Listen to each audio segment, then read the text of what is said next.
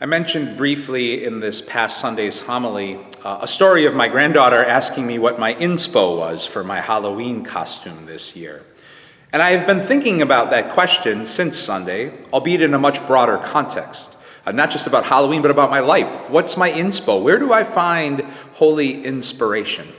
I'm so grateful for my work and vantage as a priest because it helps me find inspiration in all sorts of ways and places. Just looking back on the past 6 or 7 days, I think of last Saturday where we gathered in the morning here at St. Luke's to give thanks to God for the gift of creation and the inspiration it offers us and bless pets in honor of St. Francis of Assisi out of that gratitude.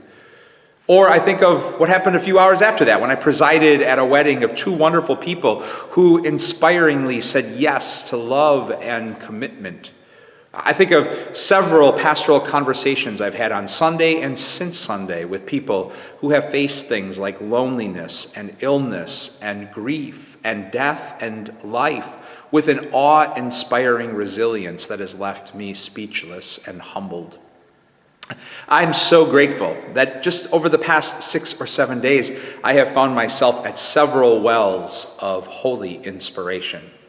I think along those lines of Paul's letter to the Romans, where in chapter 15, verse 13, Paul talks about God's desire to fill us all with hope and inspiration so that it can overflow from our lives for others.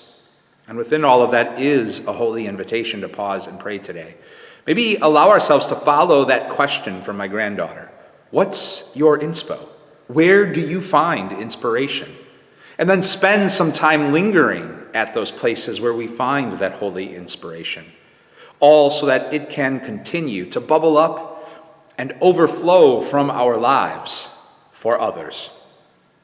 God's peace and blessings to you all.